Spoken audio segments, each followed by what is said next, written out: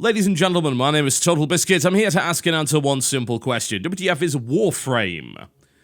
Warframe is a free-to-play co-op third-person action game developed by Digital Extremes. They brought you games such as The Darkness 2, Dark Sector, and they were of course involved pretty heavily in Unreal Tournament and all manner of different things. They've had a fairly checkered history. Some of their stuff's been really, really good. Some of it's been pretty pants, and they are still considered to be one of the more influential shooter developers, but perhaps not one of the most recognizable. So what they're currently working on is a game called Warframe, which, as I said, is a free-to-play game. This is currently in closed beta, so everything you are seeing is not necessarily representative of the final product, and I'm here to give you my first impressions of it. So what's Warframe all about? Well, the whole point is that you play co-op in order to take on various missions, which usually involve killing stuff, for the most part. It's a third-person action game. It doesn't use cover mechanics or anything like that. You just kind of run around with your guy, and then you utilize either a rifle weapon, a pistol, or your melee weapon, which more often than not will involve a sword. In fact, I can show you pretty much what's available here. Bearing in mind it's also a free-to-play game, we'll be doing our usual analysis of the actual business model of the game and trying to determine whether or not it's actually going to be fair. First things first, we'll have a look at the options menu, because this is a fairly high-fidelity game. We've got quite a lot of options here. Those looking for a FOV slider in this third-person game, unfortunately, will not be able to find one of those. Now, I've said it many times before that FOV is certainly not as important in third-person games, but it really does come down to the game in question. There are some games which have a massive field of view in third person, and it's not a problem, and there are some that are very, very close to the character. Now, in my opinion, this game is not all that close to the character at all, so you shouldn't have too many problems, but I always want to let people know one way or the other. But yeah, options-wise, highly customizable. You can change your key bindings, and the game is very much designed with keyboard and mouse in mind. It appears to be a PC exclusive. So how does the model work? Well, essentially, you have Warframes, and this is one of the Warframes. As you can see, it's a pretty cool, bloody-looking thing. Look at that. And you can switch between various different Warframes and level up your existing Warframe. I'm using a Vault, which is one of the default ones that you get at the start. You get to pick from one of 3 different kinds of Warframe, and I'm currently rank 6. What does that mean? Well, it means that I can have a look at it and customize it to some degree. And as you can see here, there's a bunch of different stuff that I can mod it with. I can also respec when I please. And these unlock stuff like mods, extra health, shield capacity, as well as active abilities like electric shield and shock. These are things that I can use in-game on the battlefield with the amount of energy that I happen to have in the actual Warframe itself. And you can pick that energy up, and it, of course, recharges quite slowly across the mission. So, yeah, just like an active ability in a MOBA game or anything like that. You also, of course, have weapons. We've got a rifle slot, pistol slot, and melee. Now, I got given a bunch of platinum here by the developers, so I was able to unlock pretty much everything, so I can check a lot of that out for you. But, of course, we will also be talking about how expensive some of this thing actually is. But bear in mind, of course, it is a beta, so that's all subject to change.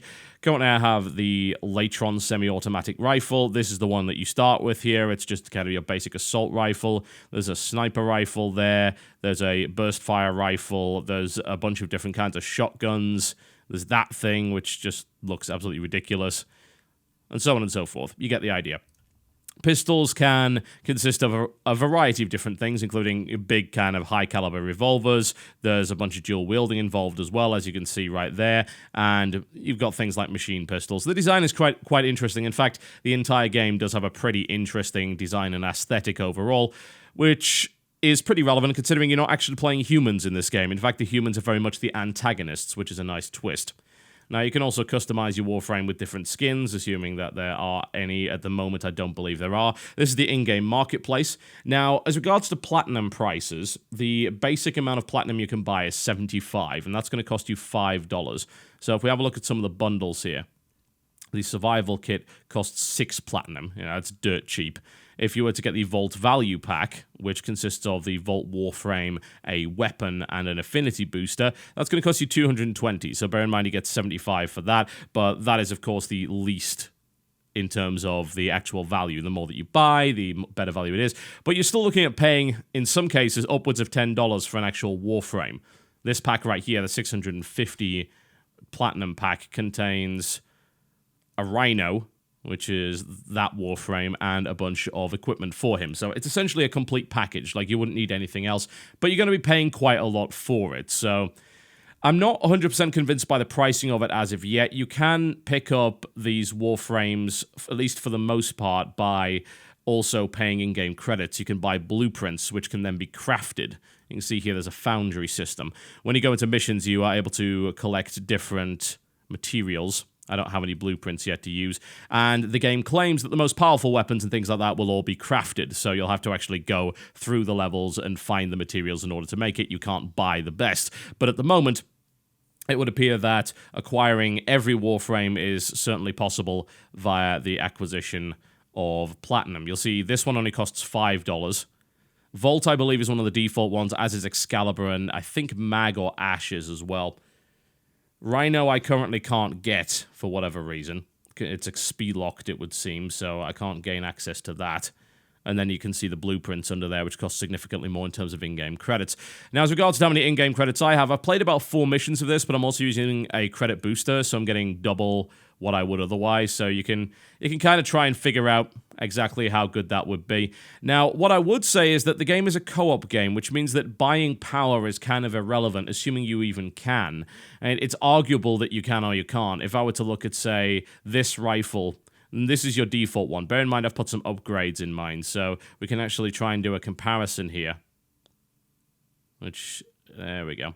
So you'll notice that, obviously, it does less damage, but it has double the fire rate, less accuracy, and a higher clip size. So I actually have added a mod to my Latron already, so it's a little bit meatier, but that gun is pretty competitive, honestly, with the gun that I've got there. I believe this one would be considered a slightly better weapon simply because of the accuracy and the fact that it's doing 30 damage a hit, whereas that's doing 13.2.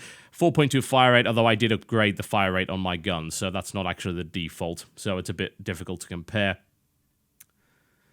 If we were to go to pistols, we can go and have another look at that. Once again, bear in mind I've customized my thing. I believe the Lex, is the Lex the standard one, or is it Lato? It might be the Lato. I'm trying to figure out which it is. That's quite fun. That I really would like to use, because apparently that fires impaling bolts. Sounds like a bunch of fun. I think it might be the Lato. So if we look at that, these are machine pistols. They're really not very accurate at all, and you burn through ammo like no one's business. This thing hits a lot harder and has a hell of a lot more accuracy, and as I said, I believe that is the default. So it's difficult to say whether or not this stuff is balanced or not.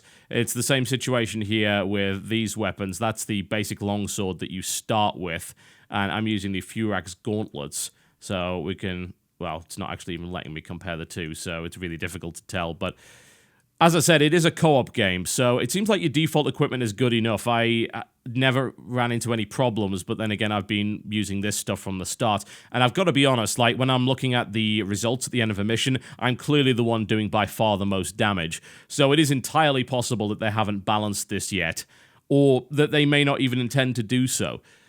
The problem with free-to-play games, of course, is that if you're playing for free rather than paying, then a lot of devs will consider you a second-class citizen to some degree. And can you really argue with that? I mean, it's hard to do so, isn't it? The problem is that everything's thrown into a state of flux because of games like, say, Dota 2 and TF2, where you aren't really a second-class citizen at all if you don't pay, but they're very much anomalies in what is otherwise a fairly obvious free-to-play market idea, that if you don't pay money, you'll still be able to play the game and you'll still be fairly competitive, but you're going to be a tier below everybody else. Now, since this is not a PvP game and there's currently no sign whatsoever of PvP coming in, it doesn't seem like you would actually be punished at all for not buying anything, but there is the perceived grind and all sorts of things like that, so this is an issue they're definitely going to have to tackle prior to launch. So it's hard to really assess in the beta what the business model is going to end up being, but it does seem to me that some of the stuff is a little bit pricey, and as a result, it may very well be something that a lot of people aren't all that interested in doing. Anyway, let's get into the game and actually see if it's any good. So as you can see here, I have access to my first set of missions, which is through the Mercury system. I say the Mercury system, which is really weird to say, isn't it? Yeah, that is Mercury, the actual planet. And we're going to jump into game and see how this goes. This is designed for apparently levels 2 to 4. I don't even know what level I am. I think my Warframe's level 6. So the game itself is a co-op third-person action game whereby you have to complete the objectives and then reach the extraction point. It's got drop-in, drop-out co-op, so if I'm in here... Ooh, it looks like there's... Interesting. Looks like there is a sub-objective here. Alright, so we're going to be hunting a few folks down here. Now, you can be a little bit stealthy. It is actually possible with certain Warframes to be particularly stealthy, but the game really isn't based around that. It is more of a third-person shooter and melee action game, so do expect to have to actually fight stuff. Seems unlikely that you'll be able to sneak around everything, although there are some missions where it might be viable. You can also break open stuff to find various upgrades and ammo packs and things like that, and considering I burn through my pistol ammo so quickly, it's always nice to actually find some of that in storage containers. Now, weapons-wise, I have this, which is a semi-automatic rifle, as you can see right there. I can fire it from the hip, or I can fire it zoomed in via sort of aim-down sights. I also have these, which are pistols, as you can see. You can fire them like that or like that. These are dual machine pistols. They burn through ammunition to a ludicrous degree. And I also have melee weapons. In this case, I'm using a set of gauntlets, which is pretty effective. And as you can see, I can melee pretty effectively and smash down on the ground. Alright, I'm going to keep sneaking for the time being. And then we'll find out where this guy is. Alright, there we go. They know where I am now. Alright, so let's actually fight. Now, I believe it did ask me to get a bunch of melee kills in this level, so that shouldn't be too difficult. I should be able to do that without too much of a problem. Melee is pretty powerful in this game, so it's not like it's difficult to do so, but you have a tendency of taking quite a lot of damage when you get into melee, so it's always worth keeping an eye on that. My shield is currently down, so I'm just going to pull back. Aside from that, it's your pretty standard third-person shooter affair, which involves killing an awful lot of enemies. Now, the question is it interesting? Well, there's a couple of elements which do make it interesting. You can combine gunplay with melee pretty easily, although the melee system isn't all that advanced. It's mostly just a case of punch the enemy until it dies, or slice them into pieces with a sword. And it's a bunch of fun, I might add, to slice people with a sword. In fact, I'd almost say that the swords are much more fun than the gauntlets are, simply because they have a tendency of dismembering people, which is always enjoyable. You can also do some pretty neat stuff, like if you run around and then you crouch, you can actually do a slide, kind of like that. So you can slide into people and then smash them about. And you also have the ability to charge an attack, as well as do a ground slam. As regards to the actual gun combat, it's fairly straightforward. It's hard to really say that there's anything special about it because, quite frankly, there isn't. It's pretty much a case of either aim down sights or simply just open fire and see what happens. The fact that the movement does involve things like sliding and you can also do rolls and stuff is kind of neat. It'd be nice to have some wall running. That I'd find particularly entertaining. Just going to open this door up. It seems like an addition of acrobatics would be pretty nice. Now, if I recall correctly, I unlocked a shield power. I think that's on number 3. There we go. So as you can see, I've managed to put down an energy shield, which has made matters significantly simpler. Now, there isn't actually a cover system for you as the player, but the AI can take cover, and the AI does so reasonably effectively. It doesn't seem to be a complete and total dumbass. But every now and again, I see the AI doing stuff that it clearly shouldn't be doing, like just standing out in the open and getting shot by this... I suppose they're space ninjas, really. It's essentially what they are, these guys in their Warframes, or space samurai, whichever you prefer. Alright, looks like we've got a few friends here to deal with. I'm going to try and take him out with the gauntlets, which is not remotely difficult. You can kind of dodge from cover to cover, but there is no stick-in cover system at all.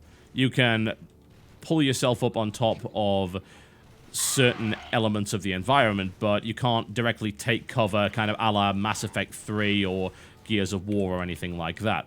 That's actually kind of refreshing because, if anything, if it ended up being a cover-based system, I think it would be significantly more boring than it is. The funny thing is that the enemy takes cover and you don't, so you're essentially a whirling death machine, and the enemy is trying to hunt you down, and it clearly can't do so on its own. The Marines are blatantly not strong enough to take you on one-on-one, so they have to act as a group. Now, the question is the AI really good enough to actually consider that a valid gameplay element? Well, it's okay, but it's difficult to really judge on the low levels. It may very well be that this stuff is just not all that interesting because it's actually low-level material. Also, I think I'm running out of time for this whole assassination thing, so Let's get down there and punch the snot out of this guy. There we go. You can notice that on the minimap there's an objective indicator, so it's not too difficult to find where you're going. That guy actually has a nasty gun. So. In fact, you know what? I'm just going to take him out with the energy. That's one of my active powers, as you can see. The Volt Suit, needless to say, is based on electricity and shocking.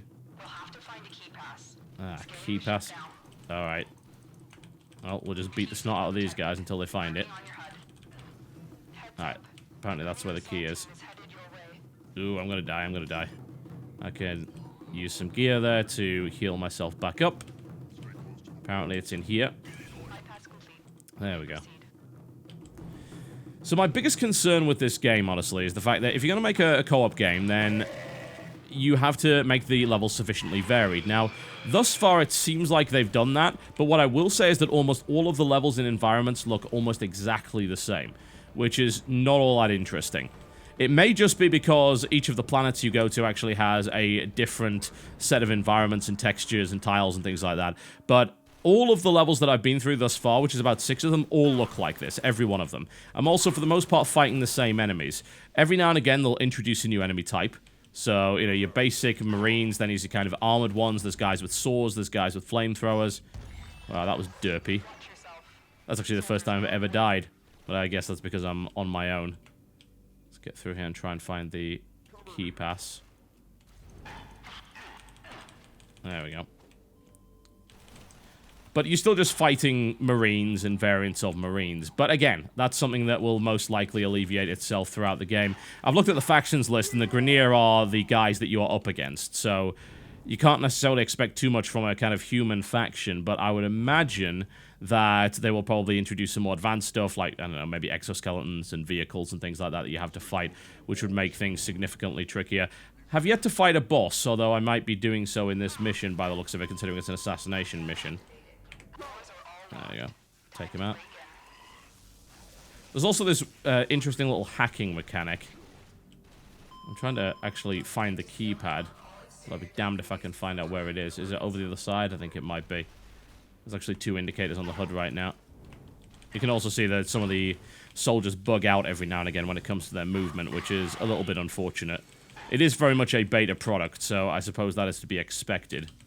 But it would definitely be nice if that didn't happen. I've also had a couple of issues in the game whereby I've been co-oping with other people, and they haven't actually appeared on my screen at all. So that's been really weird, watching guys die and not actually being able to figure out why. Grab what's in there. Let's get some health and some credits and some ammunition. Got plenty of ammo for my machine pistol, so I can easily kill a few people with that. It's always nice. Now, while I describe the aesthetics as very, very samey, I do like them by default. Like, I love the fact that you are essentially a space samurai or ninja, and you're up against the burly generic space marine. That's a nice twist on the head of what you usually find in games like this. Take this little twat down. Wish I had a sniper rifle. I mean, semi-auto's pretty good. Also, the sound assets are not what I'd call very good. The music's really, really awesome, because it's kind of Japanese-esque. It's got this little Asian theme to it, which is very, very appropriate considering you are space samurai or ninja. But the actual sound assets for the guns feel pretty tinny, I would say. They're not really all that interesting. So that's unfortunate. Alright, let's set this up. So, it's a little mini-game. If you want to get past the cipher, you just kind of connect it all together. Then you're able to override it and move on to the next area. Not particularly difficult. In multiplayer co-op, you usually have doors with more than one switch, so you both have to press them simultaneously, but that's really about as far as the extent of the co-op goes, aside from the standard revives. There aren't really a lot of reasons, as far as I can tell, to play co-op, aside from the fact that someone can go to you and revive you. That's pretty much about it. There aren't all that many co-op actions or co-op specific mechanics, as far as I can tell. And that kind of concerns me because I've been having fun with it up to this point, but I have been getting this feeling that, this is a little bit samey. And I think maybe it's just because I haven't got all that far into the game yet, but there is, of course, a great deal of risk that if you keep playing a game like this and you come into the same missions, you fight the same enemies, and especially if you're in the same environments, then you're going to run into some real problems with repetitiveness and flat-out tedium. Pacing is pretty good on most of the missions, and it's hard to really complain. They can vary anywhere between about 5 to 15 to 20 minutes. And I think, this game is going to maybe have similar problems to Global Agenda in that it won't necessarily be interesting for a great deal of time. The fact... Did I just drop the key pass? No, I've still got it. Never mind. Or have I? Actually, I don't know if I do. Oh, maybe... I think maybe I just put it in my inventory. There are some levels where you actually have to carry these objects around, and if you drop them, then you've got to go back and get them. I'm hoping the key pass isn't that giant freaking thing that I picked up, so I guess we'll find out in a second, but... Yeah, games like Global Agenda ran into the same problems, but Global Agenda also had a fairly extensive PvP mode, as well as a wider variety of mission types and different ways to approach the game. They had this whole meta-territory kind of thing going on. Warframe at the moment, at least in its current beta state, is pretty much fight enemies, do the missions against the AI in co-op or solo, doesn't really seem to matter all that much which, level up your Warframes, get some crafting materials, and get some gear. And I don't really know where it's intending to go from there. Oh, Christ. I think I did leave the key pass. Oh, God, I don't even know where it was. I'm going to have to go back now. That's incredibly irritating. Oh, hi. Yeah, it looks like they're super happy to see me. And screw you and everything you stand for. The game is definitely a lot tougher in solo mode than it is in co-op, so, that's maybe the primary reason not to actually play it in solo, because these guys ain't screwing around at all. There you go. Trying to get back into cover as best I can. Die. Come on. You know you want to. God. Wow, this mission is kicking my ass. It's not easy. Which is fine. But, yeah, it's my fault for selecting solo mode, I think. Seems like the difficulty doesn't necessarily... Oh, there we go. Doesn't necessarily scale all that well for single player. As opposed to being sort of designed with co-op in mind. In terms of the technical proficiency of the game, and whether or not it's actually any fun to play, it is. It feels pretty good. I think the gunplay could definitely be made a little bit more interesting, and it would be wonderful to see more combo moves and things that you could do with your melee weapons. Doesn't seem like there's anything of the sort, which means that melee is kind of just spammy, it's just me hitting that, and occasionally doing a charge-up attack, and maybe a ground slam, but, that's kind of it. I'd like to see a more fully fleshed melee system, and the game doesn't really seem to have that. And the gunplay is sort of run-of-the-mill, I feel. There's nothing as of yet that really makes the gunplay feel all that exciting, aside from the ability to sort of slide along the floor. And that feels good. That really, really does, but it's not like this is Vanquish or anything like that. You're not jet booting along the floor and upside down, shooting people in a hyper-stylized way. It's just, they have this nice little sliding mechanic that is effective for dodging bullets and looks pretty good. And that's kind of as far as it goes. So I want to see more from it mechanically than what it currently has in order to ensure that I remain interested and that it's got an interesting learning curve. Because it seems like all there is to the game combat-wise can kind of be learned in about half an hour, which is not what I'm looking for. If I'm going to play a game which requires a great deal of progression, then I also want to make sure that I'm rewarded not just by statistical upgrades, but by more interesting stuff. Well, I guess that guy might be the person I'm assassinating. In fact, it almost surely is. I'll switch out to my pistols. Thankfully, his friends were not smart enough to follow him in here. Maybe we just kite him around a bit. He's got a lot of health. Wow, he can't quite get in range while I'm firing. That's pretty comical. He's just kind of swinging at me. There you go. Ooh, ouch, ouch, ouch, ouch, ouch. Whoa, he can teleport as well. All right. And that's one... Ah, crap. That's certainly one thing I would say is very, very interesting. There's... Every now and again, you'll find an enemy that has an interesting little characteristic, kind of like in Diablo. It's like, oh, this guy can teleport, or this guy can lifesteal, and so on and so forth. Well, I don't know if I'm going to actually be able to beat this boss solo. I don't think this was designed to be soloed, but I will try my best anyway. Where'd he go? He was behind me, wasn't he? Alright, well, let's just kite him for the time being. Oh, Christ. Someone else is there, too. Ah! Who else is shooting at me? Can't see him.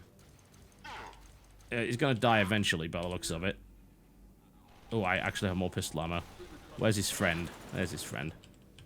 Alright, let's beat the snot out of him. Try and avoid most of this damage. I guess I could also use my powers. Hopefully that would actually be useful. Don't have enough energy to hit him with the energy bolt, but at least that's deflecting the majority of the bullets that are coming in my general direction.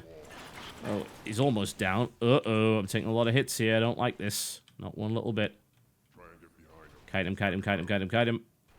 Ah, something just stopped my energy regen. Oh, come on.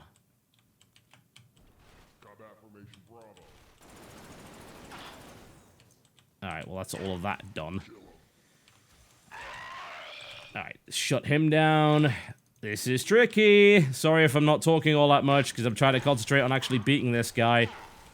I still don't have any— oh, come on! Yeah.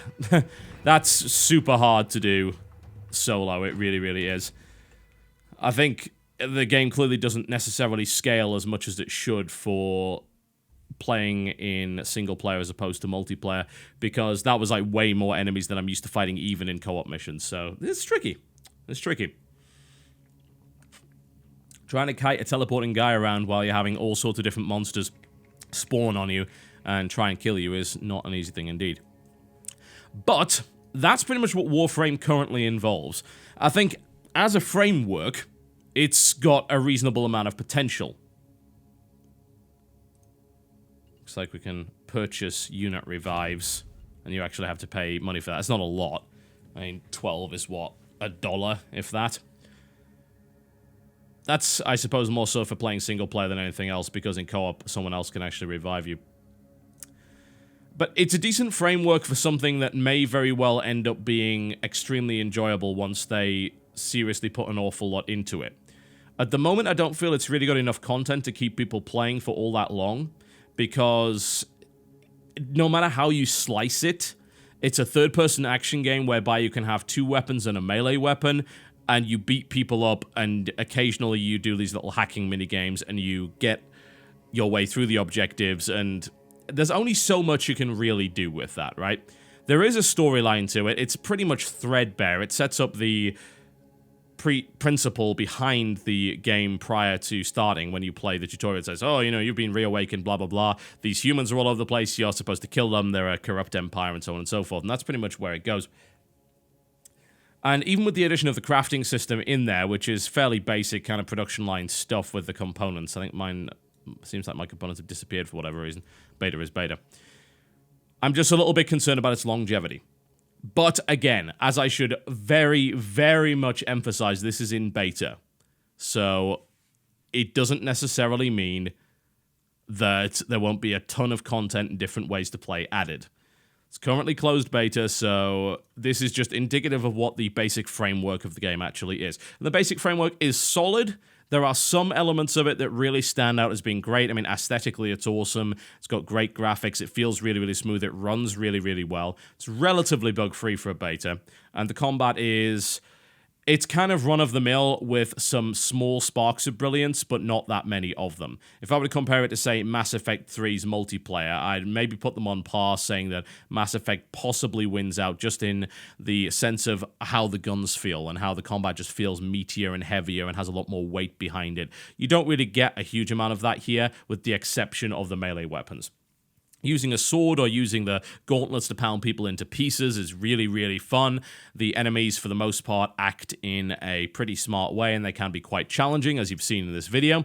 So I think there's a lot of potential here. There really, really is. But I'm not really sure where they want to go with it and what they're going to have to add to it, because we've seen games like this before, probably the most obvious one being Global Agenda, and it running into a situation where even with extensive PvP options, running the PvE stuff just became a little bit tedious after a while because it was very, very repetitive.